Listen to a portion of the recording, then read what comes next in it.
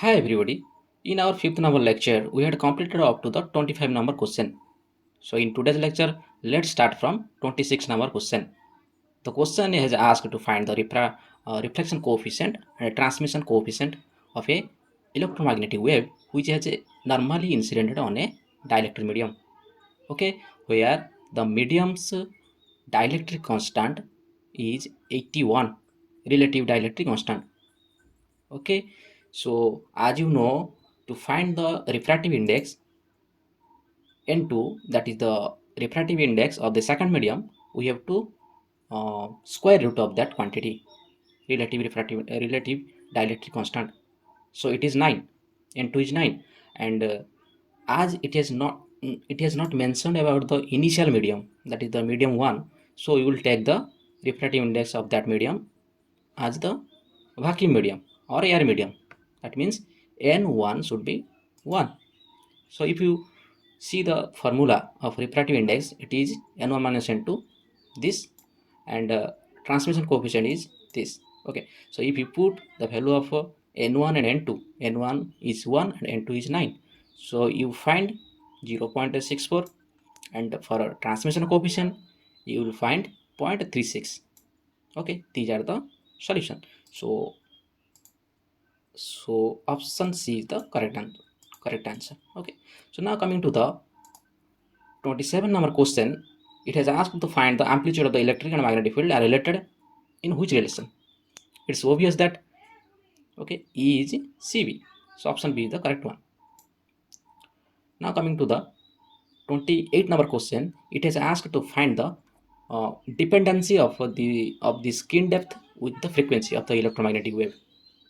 Okay, so we know that from the formula of skin depth, that is the skin depth is equal to root over of 2 by mu sigma omega. Okay, where this mu is, sorry, omega is the frequency, angular frequency here. And angular frequency, we know angular frequency is 2 pi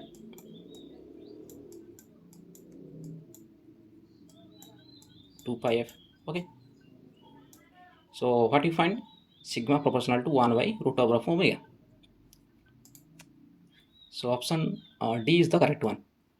Now coming to the 29 number question, it has asked to find it has asked that a uniformly moving charge particle with a velocity v, that means the moving charge is the velocity of that charge particle is constant, uniform motion. Okay, the electric field at the point r, where capital R is the vector from present location of the particle to r, and theta is the angle between r and v, the velocity vector. Okay, so this is a kind of a direct question. It is asked from the theoretical. You can proceed with checking the dimensionality. Okay, how can you check the dimensionality? We know that electric field is proportional to 1 by r square. Okay, it's obvious that electric field is proportional to 1 by r square. So for the first option is this. Let's check its dimensionality. The dimensionality is 1 by 4 pi epsilon 1 by beta square minus 1 by this. This quantity has no dimension. Why it has no dimension? Because beta is v by c. Okay, so v by c, this is a velocity, this is also a velocity. So beta is velocity, beta has no dimension. If that means, if beta has no dimension, beta square has no dimension. Okay, and there is a 1 here, and number has no dimension. Sin theta also has no dimension. So any dimensional quantity is power is also a dimensional quantity. So if you check this is only 1 by r square term.